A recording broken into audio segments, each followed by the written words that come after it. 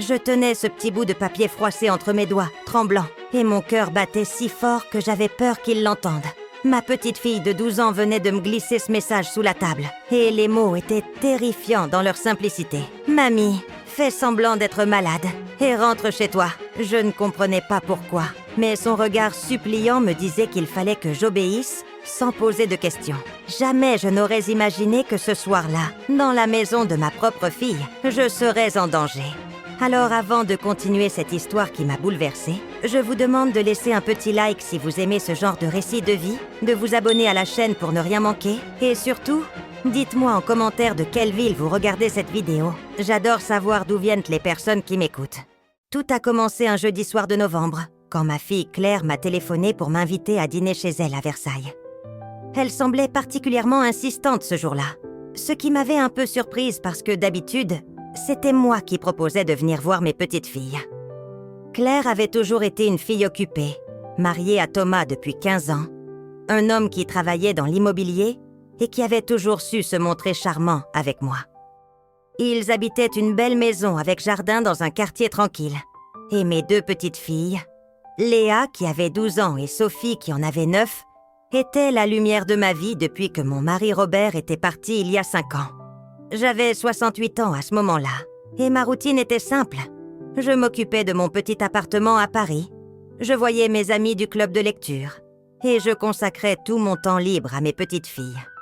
J'avais travaillé toute ma vie comme infirmière à l'hôpital Saint-Antoine, et j'avais réussi à mettre de côté une somme assez conséquente au fil des années, environ 80 000 €, que je gardais en partie sur mon compte en banque, et en partie chez moi dans un coffret. Parce que je me méfiais un peu des systèmes modernes et que j'aimais savoir que j'avais quelque chose de concret en cas d'urgence. Cet argent représentait toute une vie de sacrifice, de garde de nuit, de week-ends travaillés, et je prévoyais de le léguer à mes petites filles pour leurs études ou pour qu'elles puissent s'installer dans la vie. Ce jeudi-là donc, quand Claire m'a appelée en me disant qu'elle aimerait beaucoup que je vienne dîner, que les filles me réclamaient et que Thomas préparait un bœuf bourguignon, j'ai accepté avec plaisir. J'ai pris le RER depuis mon quartier du Marais jusqu'à Versailles et je suis arrivée chez eux vers 19 h, avec un bouquet de fleurs et une tarte aux pommes que j'avais achetée à la boulangerie du coin. Quand Thomas m'a ouvert la porte, il avait son sourire habituel. Mais j'ai remarqué quelque chose de bizarre dans ses yeux, une sorte de nervosité que je n'arrivais pas à identifier. Il m'a embrassée sur les joues et m'a fait entrer dans le salon où Claire était assise avec un verre de vin blanc. Elle aussi semblait un peu tendue.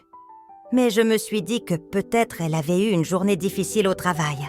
Elle était responsable marketing dans une grande entreprise et elle se plaignait souvent du stress. Les filles sont descendues de l'étage en courant pour me faire des câlins. Et c'est là que j'ai vu le regard de Léa.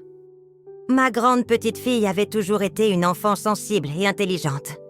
Mais ce soir-là, ses yeux étaient remplis d'une anxiété que je ne lui connaissais pas. Elle m'a serré très fort dans ses bras, plus fort que d'habitude, et j'ai senti qu'elle tremblait légèrement. Sophie, elle, était comme toujours, joyeuse et bavarde. Elle me racontait sa journée d'école et me montrait ses dessins. Nous sommes passés à table vers 20 h, et Thomas a servi son bœuf bourguignon, qui sentait effectivement très bon. Claire avait mis une belle nappe, sorti la vaisselle des grands jours, et il y avait même des bougies sur la table. Tout semblait parfait en apparence, mais j'avais cette impression étrange que quelque chose n'allait pas. Pendant le repas, Thomas me posait beaucoup de questions sur ma santé, sur mon appartement, sur mes finances, ce qui m'avait paru un peu déplacé parce qu'on ne parlait jamais vraiment d'argent dans la famille. Il voulait savoir si j'avais besoin d'aide pour gérer mes comptes, si j'avais pensé à faire un testament, si je trouvais que la vie à Paris n'était pas trop chère pour une personne seule. Claire acquiesçait à tout ce qu'il disait, et j'ai commencé à me sentir mal à l'aise. C'est à ce moment-là, alors que je coupais un morceau de viande dans mon assiette, que Léa s'est penchée vers moi en faisant semblant de ramasser sa serviette tombée par terre, et qu'elle m'a glissé discrètement un petit papier plié en 4 dans la main.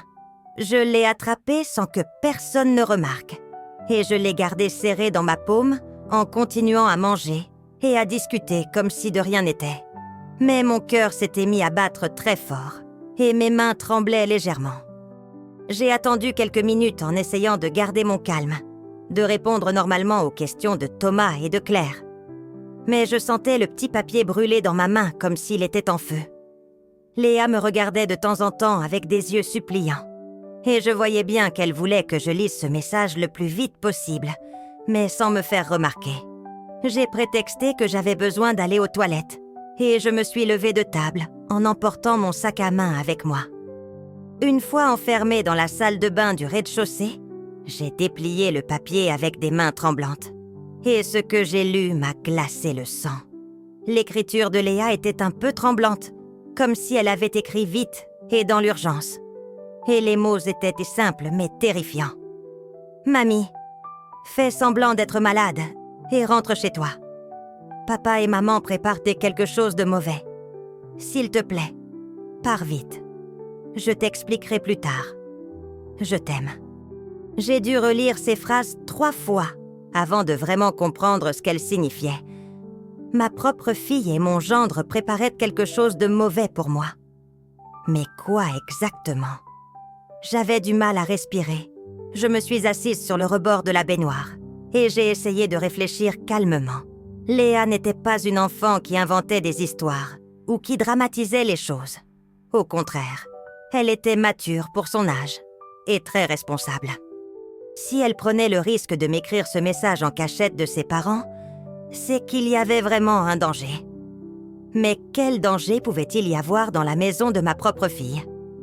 Je suis restée dans cette salle de bain plusieurs minutes, essayant de comprendre, essayant de trouver un sens à tout ça. Puis j'ai entendu Claire qui frappait à la porte en me demandant si tout allait bien. J'ai répondu que oui, que j'arrivais, et j'ai caché le papier tout au fond de la poche de mon cardigan. Quand je suis revenue de sa table, j'ai essayé d'observer plus attentivement ce qui se passait autour de moi. Thomas était en train de servir le dessert. Une belle tarte au citron meringué qu'il avait apparemment achetée dans une pâtisserie chic de Versailles. Il semblait particulièrement enjoué maintenant, presque trop enjoué, comme quelqu'un qui joue un rôle. Claire aussi souriait beaucoup, mais c'était un sourire forcé que je connaissais bien, celui qu'elle avait quand elle était nerveuse ou qu'elle cachait quelque chose. Je les ai observés échanger des regards, des petits signes de tête, comme s'ils communiquaient sans parole. Et puis j'ai remarqué que Thomas insistait beaucoup pour que je reprenne du vin, pour que je mange un gros morceau de tarte, pour que je me resserve du café. Léa ne mangeait presque rien. Elle poussait la nourriture dans son assiette et me regardait avec des yeux inquiets. Sophie, elle, ne remarquait rien et continuait à bavarder joyeusement. J'ai commencé à me sentir vraiment mal. Pas physiquement, mais psychologiquement. Comment était-ce possible que ma propre fille, que j'avais élevée avec tout mon amour, que j'avais soutenue dans tous les moments difficiles de sa vie, puisse me vouloir du mal? Et Thomas, cet homme que j'avais accueilli dans notre famille, en qui j'avais eu confiance pendant 15 ans, qu'est-ce qu'il tramait exactement? Puis quelque chose d'étrange s'est produit. Thomas s'est levé pour aller à la cuisine, et j'ai entendu un bruit bizarre, comme s'il mélangeait quelque chose dans un verre ou dans une tasse. Claire s'est levée aussi et l'a rejoint, et je les ai entendus chuchoter entre eux. Je ne distinguais pas les mots exacts, mais le ton était celui de personnes qui complotent, qui se mettent d'accord sur quelque chose d'important. Mon instinct me criait qu'il fallait que je parte, que je sorte de cette maison le plus vite possible. Mais je ne voulais pas créer de scandale. Je ne voulais pas effrayer mes petites filles. Et surtout, je n'étais pas sûre de ce qui se passait vraiment. Peut-être que j'imaginais des choses. Peut-être que Léa avait mal compris une conversation entre ses parents. Peut-être que j'étais en train de devenir paranoïaque à cause de la solitude et de l'âge. Mais non, ce n'était pas de la paranoïa. Je le sentais dans mes os. Cette sensation viscérale que quelque chose de très grave était en train de se passer. Et le regard de Léa continuait de me supplier de partir. Thomas est revenu de la cuisine avec un plateau sur lequel il y avait des tasses de café fumant et des petits verres de liqueur. Il avait ce sourire étrange qui ne quittait plus son visage. Et il a posé devant moi une tasse en disant que c'était un café spécial qu'il avait ramené de son dernier voyage d'affaires à Lyon. Un mélange particulièrement fort et aromatique. Claire a ajouté qu'il me ferait du bien, que ça faciliterait ma digestion après ce repas copieux. J'ai regardé cette tasse de café et j'ai su immédiatement que je ne devais pas la boire. Je ne sais pas comment je le savais, mais c'était une certitude absolue. Le message de Léa résonnait dans ma tête. Fais semblant d'être malade et rentre chez toi. C'était le moment d'agir. J'ai porté la tasse à mes lèvres en faisant semblant de boire une petite gorgée, mais je n'ai fait que mouiller mes lèvres sans rien avaler. Puis j'ai reposé la tasse en disant que c'était effectivement très fort et très bon. Thomas me regardait intensément, comme s'il attendait quelque chose. Et Claire aussi était en train de m'observer avec une attention bizarre. J'ai attendu encore quelques minutes, continuant à discuter de choses sans importance. De la météo, des prochaines vacances scolaires, du nouveau maire de Versailles, tout en réfléchissant à la meilleure façon de partir sans éveiller les soupçons.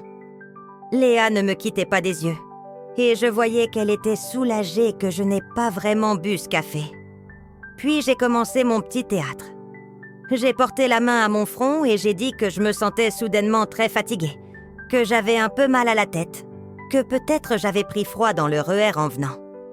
Claire a tout de suite réagi en disant que je pouvais dormir ici, qu'ils avaient une chambre d'amis prête, qu'il ne fallait surtout pas que je reprenne les transports dans cet état. Mais je savais que c'était exactement ce qu'il ne fallait pas faire.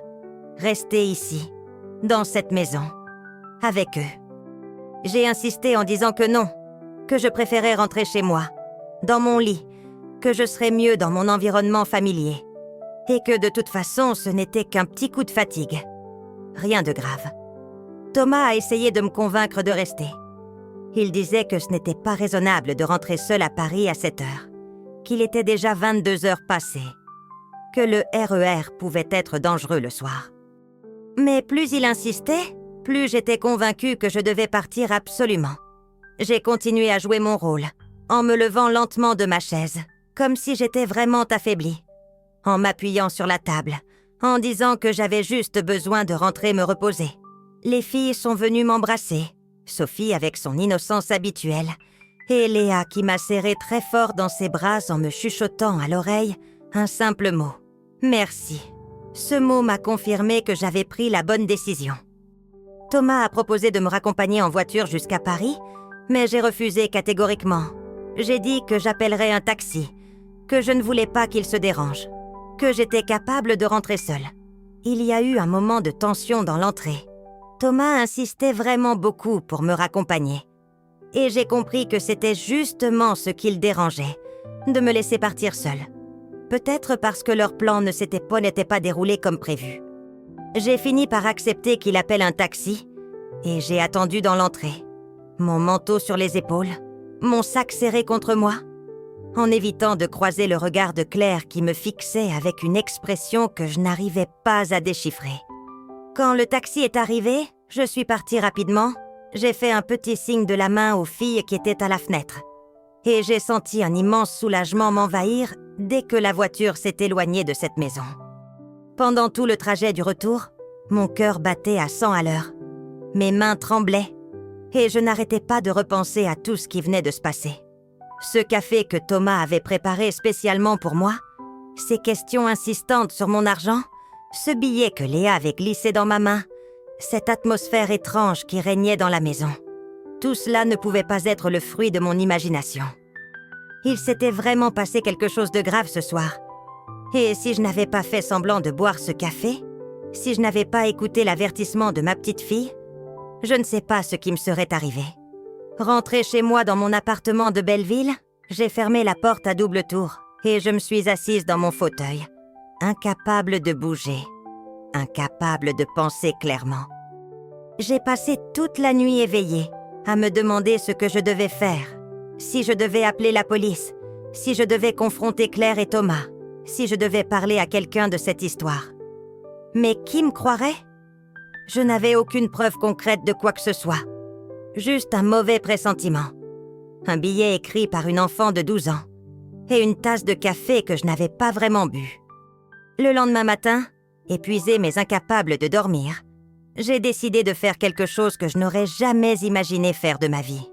J'ai pris le téléphone et j'ai appelé mon voisin, Monsieur Bertrand, un ancien policier à la retraite qui habitait au même étage que moi depuis des années. Nous avions toujours eu de bons rapports. Il m'aidait parfois à porter mes courses. Je lui apportais de temps en temps une part de gâteau. Et nous bavardions souvent dans le couloir. Je lui ai demandé si je pouvais passer le voir, que j'avais besoin de conseils, et il m'a invité à venir prendre un café chez lui dans l'après-midi. Quand je suis arrivée chez Monsieur Bertrand, je me suis effondrée sur son canapé et je lui ai raconté tout ce qui s'était passé la veille au soir. Il m'a écoutée attentivement sans m'interrompre, en hochant la tête de temps en temps.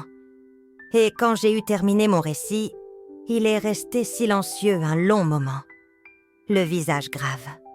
Puis il m'a dit quelque chose qui m'a glacé le sang. Il m'a expliqué que ce genre de situation était malheureusement plus fréquent qu'on ne le pensait, que des enfants ou des proches tentaient là parfois de droguer des personnes âgées pour leur faire signer des documents, pour accéder à leur argent, ou pire encore. Il m'a conseillé de ne plus jamais accepter de nourriture ou de boissons chez eux, de ne jamais rester dormir là-bas, et surtout, de protéger mes économies en les mettant en sécurité dans un endroit où personne ne pourrait y toucher sans mon consentement explicite. Il m'a suggéré de prendre rendez-vous avec un notaire pour établir un testament clair et sécurisé, et éventuellement de placer mon argent dans un compte bloqué ou une assurance vie avec bénéficiaire désigné. Ces paroles m'ont fait réaliser l'ampleur de ce qui avait failli m'arriver, et j'ai fondu en larmes devant lui. Cet homme que je connaissais à peine, mais qui me montrait plus de compassion que ma propre fille. Dans les jours qui ont suivi, j'ai suivi ses conseils à la lettre. J'ai pris rendez-vous avec un notaire dans le 10e arrondissement, et je lui ai expliqué ma situation sans entrer dans tous les détails sordides.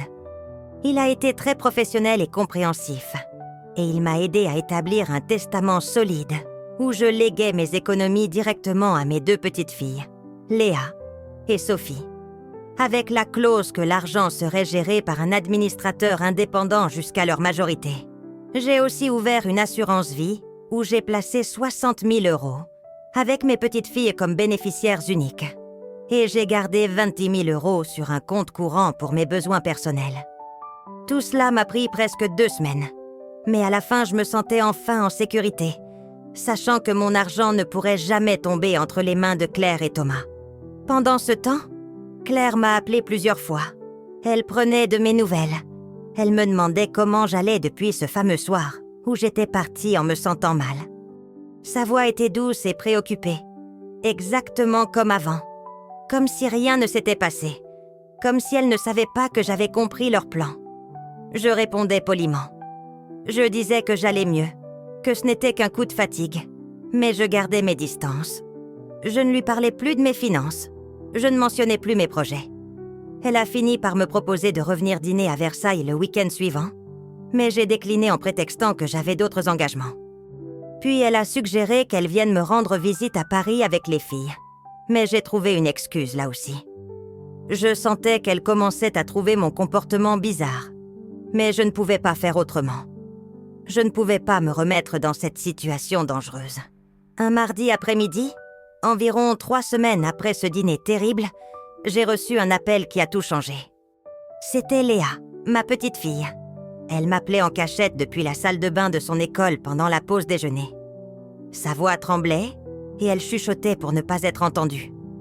Elle m'a dit qu'elle devait absolument me parler, que c'était très urgent, qu'elle avait découvert quelque chose de grave et qu'elle ne savait pas quoi faire. Je lui ai demandé de me raconter, et ce qu'elle m'a révélé m'a brisé le cœur en 1000 morceaux.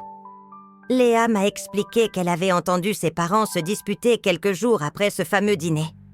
Elle était cachée dans l'escalier et ils ne savaient pas qu'elle écoutait. Thomas était furieux que leur plan ait échoué. Il criait que j'aurais dû boire ce café, que tout aurait été si simple si j'avais dormi chez eux ce soir-là. Claire essayait de le calmer en disant qu'il trouverait un autre moyen, qu'il fallait être patient, que je finirais bien par leur faire confiance à nouveau. Thomas a répondu qu'il n'avait plus le temps d'être patient, qu'ils avaient des dettes énormes à cause de mauvais investissements immobiliers, que s'ils ne trouvaient pas rapidement 80 000 €, ils allaient perdre leur maison et tout ce qu'ils possédaient. Il a dit que cet argent leur revenait de droit de toute façon, puisque j'étais la mère de Claire, et que c'était égoïste de ma part de garder tout cet argent pour moi, au lieu de les aider dans leur situation difficile. Claire a approuvé en ajoutant que j'étais une vieille femme qui n'avait plus besoin de grand-chose. Et que mes petites filles profiteraient bien plus de cet argent si leurs parents pouvaient leur offrir une vie stable et confortable. Léa pleurait en me racontant tout cela. Elle me disait qu'elle avait honte de ses parents, qu'elle ne comprenait pas comment ils pouvaient penser comme ça, qu'elle s'inquiétait pour moi et qu'elle voulait me protéger. Je l'ai rassurée du mieux que je pouvais. Je lui ai dit qu'elle avait fait exactement ce qu'il fallait en me prévenant, que grâce à elle, j'avais pu me protéger, et que maintenant mon argent était en sécurité, et que personne ne pourrait y toucher sans mon accord. Je lui ai fait promettre de ne rien dire à ses parents de notre conversation, et de m'appeler immédiatement si elle sentait qu'il se passait quelque chose d'anormal. Après avoir raccroché, je suis restée assise dans mon salon pendant des heures, complètement anéantie par ce que je venais d'apprendre. Ma propre fille, celle que j'avais portée, élevée, aimée de tout mon cœur, celle pour qui j'avais sacrifié tant de choses pendant toutes ces années, avait planifié de me droguer pour mettre la main sur mes économies. Elle me considérait comme une vieille femme inutile dont l'argent serait mieux utilisé entre leurs mains. Elle ne voyait plus en moi une mère, une personne avec des sentiments et des droits, juste une source d'argent à exploiter. Cette prise de conscience était peut-être la douleur la plus intense que j'avais jamais ressentie de toute ma vie. Bien plus forte que la perte de mon mari quelques années auparavant. Mais ce que j'ai découvert quelques jours plus tard allait rendre cette situation encore plus terrible et complexe que je ne l'imaginais. J'ai reçu un appel de l'école de Sophie quelques jours après ma conversation avec Léa. La directrice me demandait si je pouvais venir chercher ma petite fille, car elle ne se sentait pas bien, et que personne ne répondait au téléphone chez Claire. J'ai immédiatement pris ma voiture pour me rendre à l'école, inquiète de savoir ce qui se passait. Quand je suis arrivée, Sophie était assise dans le bureau de l'infirmière. Elle avait les yeux rouges et gonflés comme si elle avait pleuré pendant des heures. En me voyant, elle s'est jetée dans mes bras en sanglotant.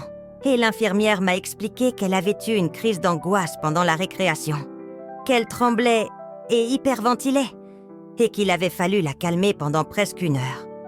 Sur le chemin du retour vers chez moi, Sophie restait silencieuse sur le siège passager, regardant par la fenêtre avec une expression si triste que mon cœur se serrait. Je lui ai préparé un chocolat chaud une fois à la maison, et je me suis assise à côté d'elle sur le canapé, en lui demandant doucement ce qui n'allait pas. Elle a d'abord hésité, puis elle a commencé à parler d'une voix tremblante, me racontant que ses parents se disputaient constamment depuis plusieurs semaines, qu'ils criaient si fort qu'elle avait peur, que Thomas cassait des objets quand il était en colère, et que Claire pleurait souvent enfermée dans sa chambre. Elle m'a dit qu'elle entendait son père parler de dettes, d'argent qu'il devait à des gens dangereux, et qu'il répétait sans cesse que tout serait résolu bientôt, qu'ils auraient bientôt l'argent nécessaire.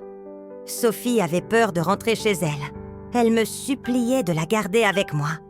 Elle ne voulait plus vivre dans cette atmosphère de tension et de violence. J'étais bouleversée d'apprendre que mes petites filles vivaient dans un tel environnement, que Claire et Thomas les exposaient à leurs problèmes sans se soucier des conséquences sur leur bien-être psychologique. J'ai appelé Claire immédiatement pour lui dire que Sophie était avec moi et qu'elle resterait dormir à la maison. Ma fille a à peine réagi. Elle m'a simplement dit d'accord d'une voix fatiguée avant de raccrocher. Cette indifférence m'a choquée, comme si elle ne se souciait même plus de ses propres enfants, trop absorbée par ses problèmes financiers. Le soir même, Léa m'a envoyé un message pour me demander si elle pouvait aussi venir passer quelques jours chez moi, me disant qu'elle ne supportait plus l'ambiance à la maison. J'ai accepté sans hésiter. Et quelques heures plus tard, mes 2 petites filles étaient réunies chez moi. Enfin, en sécurité et au calme. Pendant le dîner, elles m'ont raconté encore plus de détails sur la situation chez leurs parents. Thomas recevait des appels menaçants à toute heure du jour et de la nuit. Des hommes étaient venus sonner à la porte plusieurs fois en exigeant de parler à mon gendre. Et une fois, Claire avait trouvé une lettre glissée sous la porte avec des menaces explicites si la dette n'était pas remboursée rapidement. Léa m'a expliqué qu'elle avait entendu Thomas dire à Claire qu'il devait plus de 50 000 € à des personnes peu recommandables, de l'argent qu'il avait emprunté pour investir dans une affaire qui avait complètement échoué. Il avait promis à ses créanciers qu'il rembourserait tout avant la fin du mois, Et c'était pour cette raison qu'ils avaient prévu de voler mon argent lors de ce fameux dîner. Maintenant que leur plan avait échoué, ils ne savaient plus quoi faire, et la pression des créanciers devenait de plus en plus insupportable. Cette nuit-là, après avoir couché mes petites filles dans la chambre d'amis, je suis restée éveillée pendant des heures à réfléchir à la situation. Une partie de moi voulait laisser Claire et Thomas se débrouiller avec les conséquences de leurs mauvaises décisions. Ils avaient essayé de me droguer et de me voler. Ils méritaient de faire face à leurs problèmes seuls. Mais une autre partie de moi, celle de la mère qui avait aimé Claire pendant toute sa vie, ne pouvait pas supporter l'idée que mes petites filles grandissent dans un environnement dangereux, entouré de violence et de menaces. Je pensais aussi à la possibilité que ces créanciers s'en prennent physiquement à ma fille ou à mon gendre. Et même si j'étais profondément blessée par leur trahison, je ne souhaitais pas qu'il leur arrive du mal. J'ai passé toute la nuit à peser le pour et le contre, à me demander si j'avais le droit de les aider après ce qu'ils m'avaient fait, si ce ne serait pas les encourager à recommencer leurs comportements irresponsables, ou si, au contraire, c'était mon devoir de mère et de grand-mère de protéger ma famille malgré tout. Au petit matin, j'avais pris ma décision, mais elle était accompagnée de conditions très strictes que j'allais imposer sans aucune possibilité de négociation. J'ai appelé Claire vers 9h du matin et je lui ai demandé de venir chez moi avec Thomas, que nous devions avoir une conversation sérieuse tous ensemble. Elle a essayé de refuser en disant qu'ils étaient occupés, mais j'ai insisté avec une fermeté qu'elle ne me connaissait pas. Et finalement, elle a accepté de venir en début d'après-midi. Quand ils sont arrivés, j'ai d'abord demandé à mes petites filles d'aller jouer dans le jardin pour que nous puissions discuter entre adultes. Claire et Thomas avaient l'air épuisés. Ils avaient des cernes profonds sous les yeux et une tension visible dans chacun de leurs gestes. Je les ai fait asseoir dans le salon et je leur ai dit directement que je savais tout. Que Léa m'avait raconté leur plan. Que je savais pour les dettes et les menaces des créanciers. Claire est devenue blanche comme un linge et Thomas a baissé les yeux, incapable de me regarder en face. J'ai continué en leur expliquant que j'avais passé toute la nuit à réfléchir et que j'avais décidé de les aider financièrement, mais que cette aide venait avec des conditions absolument non négociables. Ils ont relevé la tête brusquement, surpris que j'envisage de les aider après ce qu'ils m'avaient fait, et je voyais déjà le soulagement commencer à apparaître sur leur visage. Mais je les ai arrêtés immédiatement en levant la main, leur disant d'écouter mes conditions avant de se réjouir trop vite. Ma première condition était qu'ils devaient tous les deux commencer une thérapie familiale immédiatement, avec un psychologue spécialisé dans les problèmes financiers et les dynamiques familiales toxiques. Je voulais qu'ils comprennent la gravité de ce qu'ils avaient essayé de me faire, qu'ils apprennent à gérer leur argent de manière responsable et qu'ils travaillent sur leur relation de couple qui était clairement en train de se désintégrer.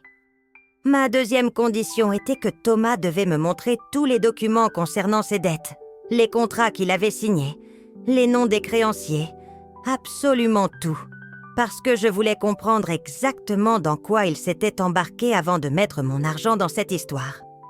Ma troisième condition était que je paierais directement les créanciers moi-même. Ils ne toucheraient pas un seul euro de ma part. Je voulais m'assurer que l'argent servirait vraiment à régler les dettes et pas à être gaspillé dans d'autres projets irréfléchis. Ma quatrième condition, et probablement la plus importante pour moi, était que mes petites filles viendraient vivre chez moi pendant au moins 6 mois, le temps que leurs parents se stabilisent émotionnellement et financièrement, parce que je refusais qu'elles continuent à subir cette atmosphère toxique. Et ma dernière condition était qu'ils devaient me rembourser chaque euro que j'allais dépenser pour eux. Pas immédiatement, bien sûr, mais selon un plan de remboursement établi par écrit et signé, devant un notaire. Parce que même si j'étais leur mère et leur belle-mère, je n'allais pas les laisser profiter de moi sans aucune responsabilité de leur part. Le silence qui a suivi mes conditions était lourd et inconfortable. Thomas regardait le sol avec une expression de honte totale, et Claire avait les larmes qui coulaient sur ses joues. J'attendais leur réponse sans rien ajouter. Je voulais qu'ils prennent le temps de vraiment réfléchir à ce que je leur proposais. Et surtout qu'ils comprennent que c'était ma dernière offre, que s'ils refusaient ou essayaient de négocier, je les laisserais se débrouiller seuls avec leurs problèmes. Finalement, c'est Claire qui a parlé en premier, d'une voix brisée par les sanglots.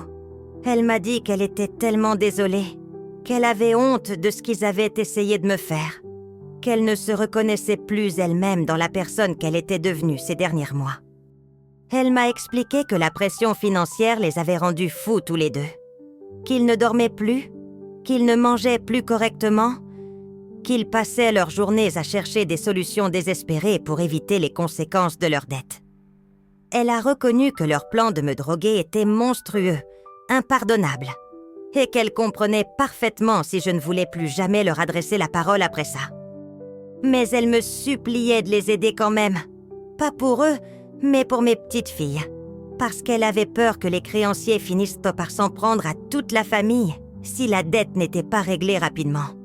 Thomas a finalement levé les yeux vers moi et il a dit qu'il acceptait toutes mes conditions sans exception, qu'il ferait tout ce que je demandais pour réparer ses erreurs et protéger sa famille. J'ai hoché la tête lentement, satisfaite qu'ils aient accepté mes termes sans discuter. Je leur ai dit que nous irions voir mon notaire dès le lendemain matin pour établir tous les documents nécessaires, le plan de remboursement et l'accord écrit qui protégerait mes intérêts tout en les aidant à sortir de cette situation catastrophique. Je leur ai aussi expliqué que pendant les 6 mois où mes petites filles vivraient avec moi, ils auraient le droit de les voir le week-end, mais seulement si leur comportement montrait une réelle amélioration. Sinon, je demanderais officiellement la garde de mes petites filles de manière permanente. Cette menace les a fait réagir immédiatement. Ils ont promis qu'ils feraient tout pour redevenir des parents dignes de ce nom, qu'ils travailleraient sur eux-mêmes et sur leur couple, qu'ils ne décevaient plus jamais ni moi ni leur fille. Avant qu'ils partent, j'ai demandé à Claire de rester quelques minutes seule avec moi, pendant que Thomas attendait dans la voiture. Je voulais lui parler en tête-à-tête, de mère à fille, sans la présence de son mari qui avait clairement une grande influence sur ses décisions. Je l'ai regardé droit dans les yeux et je lui ai dit que j'étais profondément blessée par ce qu'elle avait essayé de me faire, que la confiance entre nous était complètement brisée et qu'il faudrait beaucoup de temps et d'efforts de sa part pour que je puisse un jour lui pardonner vraiment. Je lui ai rappelé que j'avais travaillé toute ma vie pour économiser cet argent, que j'avais fait des sacrifices pendant des années pour m'assurer une retraite confortable et qu'elle n'avait aucun droit de considérer mes économies comme une solution facile à ses problèmes. Ce qui me faisait le plus mal dans cette histoire était qu'elle n'avait même pas pensé à me demander de l'aide de manière honnête. Elle avait directement choisi la voie de la manipulation et de la violence, en planifiant de me droguer. Mais ce qui allait se passer dans les semaines suivantes allait me montrer que cette situation cachait encore des secrets bien plus sombres que je n'aurais jamais pu imaginer. Les premières semaines après notre conversation difficile se sont déroulées de manière relativement calme en surface. Mais je sentais qu'il y avait quelque chose qui ne tournait pas rond. Léa et Sophie vivaient chez moi depuis presque 1 mois maintenant. Et même si elles semblaient beaucoup plus détendues et heureuses dans mon appartement à Neuilly-sur-Seine, je remarquais que Léa devenait de plus en plus nerveuse chaque fois que ses parents venaient les chercher pour leur visite du week-end. Un samedi matin, alors que je préparais le petit déjeuner pour les filles, j'ai trouvé Léa assise sur son lit en train de pleurer silencieusement. Quand je lui ai demandé ce qui n'allait pas, elle m'a d'abord dit que ce n'était rien. Mais après quelques minutes de réconfort, elle a fini par me confier quelque chose qui m'a glacé le sang. Elle m'a dit que son père avait continué à recevoir des appels menaçants de la part de personnes dangereuses, que les créanciers n'avaient pas été complètement remboursés malgré l'argent que je leur avais donné, et que Thomas avait pris une décision encore plus terrible pour résoudre ses problèmes financiers. Ma petite fille m'a expliqué qu'elle avait entendu son père parler au téléphone tard dans la nuit lors de leur dernière visite, et qu'il discutait avec quelqu'un d'un plan pour contracter une énorme assurance vie sur ma personne avant de provoquer ce qu'il appelait un accident qui aurait l'air naturel pour quelqu'un de mon âge. J'ai senti mes jambes se dérober sous moi quand Léa m'a raconté les détails de cette conversation qu'elle avait surprise.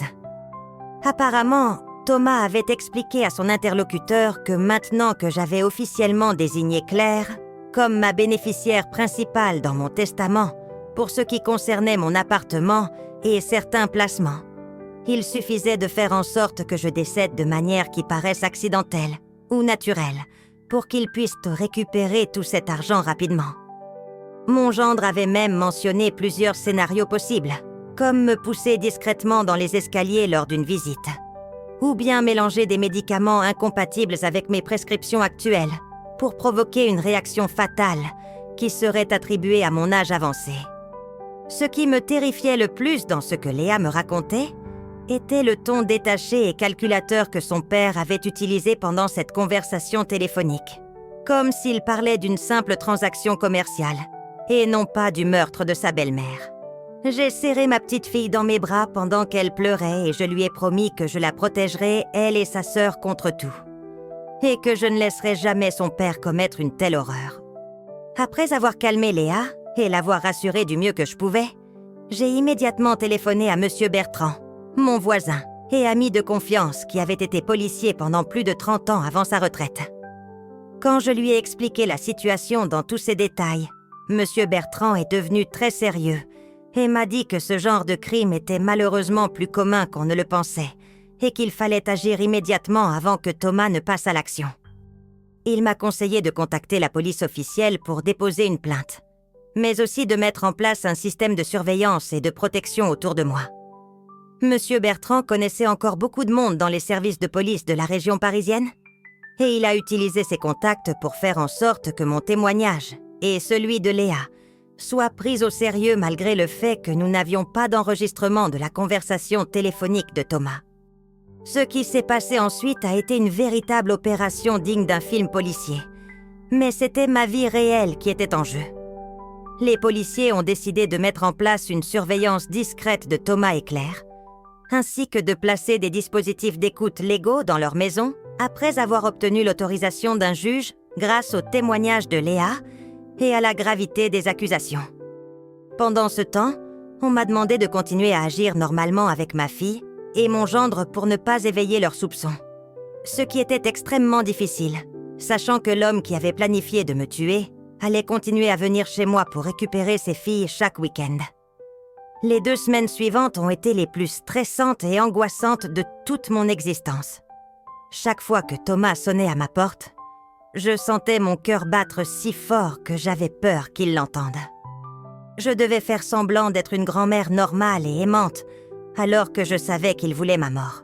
Monsieur Bertrand venait me voir tous les jours pour prendre de mes nouvelles et me donner des mises à jour sur l'enquête policière. Il m'a expliqué que les écoutes avaient déjà capté plusieurs conversations compromettantes entre Thomas et un homme qui semblait être un complice ou un conseiller dans son projet criminel. Les policiers attendaient juste le bon moment pour intervenir. Ils voulaient avoir suffisamment de preuves pour que Thomas ne puisse pas s'en sortir avec un bon avocat. Un mercredi après-midi, alors que les filles étaient à l'école et que j'étais seule chez moi, j'ai reçu un appel inattendu de Claire. Elle semblait bouleversée et parlait très vite. Elle m'a dit qu'elle devait absolument me voir tout de suite, qu'elle avait découvert quelque chose d'horrible et qu'elle ne savait pas quoi faire. Je lui ai dit de venir immédiatement à mon appartement, tout en envoyant discrètement un message à Monsieur Bertrand pour le prévenir de cette visite impromptue. Quand Claire est arrivée chez moi 20 minutes plus tard, elle avait les yeux rouges et gonflés de larmes. Ses mains tremblaient et elle pouvait à peine parler correctement. Elle s'est effondrée sur mon canapé et a commencé à sangloter comme une petite fille. Entre 2 sanglots, elle m'a raconté qu'elle avait trouvé des documents cachés dans le bureau de Thomas.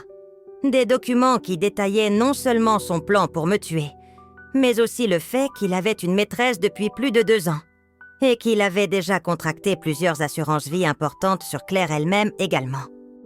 Ma fille avait compris que Thomas ne prévoyait pas seulement de me tuer pour récupérer mon argent, mais qu'il envisageait probablement de se débarrasser d'elle aussi, une fois qu'il aurait obtenu ce qu'il voulait. Claire pleurait tellement qu'elle pouvait à peine respirer. Elle répétait sans cesse qu'elle était désolée, qu'elle ne savait pas que son mari était capable d'une telle monstruosité, qu'elle avait été aveuglée par sa manipulation et ses promesses, et qu'elle ne pourrait jamais se pardonner d'avoir mis ma vie en danger. Je dois avouer que voir ma fille dans cet état de détresse totale a réveillé mon instinct maternel, malgré tout ce qu'elle m'avait fait. J'ai compris à ce moment que Claire avait été autant une victime de la manipulation de Thomas que moi, et que même si elle avait fait des choix terribles, elle n'était pas fondamentalement mauvaise. Elle était simplement faible et influençable. J'ai pris ma fille dans mes bras et je l'ai laissée pleurer pendant de longues minutes sans rien dire. Quand elle s'est un peu calmée, je lui ai expliqué que j'étais déjà au courant des plans de Thomas grâce à Léa et que la police travaillait actuellement sur une enquête pour l'arrêter avant qu'il ne passe à l'action. Claire a été choquée d'apprendre que sa propre fille avait dû me protéger contre ses parents. Et cette réalisation l'a fait pleurer encore plus fort. Elle m'a supplié de la croire quand elle disait qu'elle n'avait jamais été d'accord avec l'idée de me faire du mal physiquement. Que le plan initial de me droguer pour accéder à mon argent était déjà allé beaucoup trop loin pour elle. Et qu'elle n'aurait jamais accepté de participer à un meurtre. Je voulais croire ma fille. Et quelque chose dans son désespoir authentique me disait qu'elle était sincère. Je lui ai dit que si elle voulait vraiment réparer ses erreurs et protéger ses filles, elle devait coopérer pleinement avec la police et témoigner contre Thomas. Claire a accepté immédiatement. Elle a dit qu'elle ferait tout ce qui était nécessaire pour mettre son mari derrière les barreaux et protéger ses enfants. J'ai appelé le commissaire qui était en charge de mon dossier. Et quelques heures plus tard, Claire était au commissariat en train de faire une déposition complète sur tout ce qu'elle savait des activités criminelles de Thomas. Les événements qui ont suivi se sont enchaînés très rapidement. Grâce aux témoignages de Claire et aux preuves qu'elle avait apportées avec les documents trouvés dans le bureau de Thomas, la police avait maintenant suffisamment d'éléments pour procéder à une arrestation immédiate. Le lendemain matin, alors que Thomas se rendait à son travail, il a été interpellé par plusieurs policiers devant son bureau dans le 16e arrondissement. D'après ce que m'a raconté M. Bertrand qui suivait l'affaire de près, Thomas a d'abord essayé de nier toutes les accusations. Mais quand les policiers lui ont présenté les enregistrements de ses conversations téléphoniques, ainsi que les documents avec ses notes manuscrites détaillant ses plans, il n'a plus pu continuer à mentir. Mon gendre a finalement avoué qu'il avait effectivement planifié de provoquer ma mort pour récupérer mon héritage. Mais il a essayé de minimiser la gravité de ses intentions en prétendant qu'il n'aurait probablement jamais eu le courage de passer réellement à l'acte. Cette excuse pathétique n'a évidemment pas convaincu le juge qui a ordonné sa détention provisoire, en attendant le procès.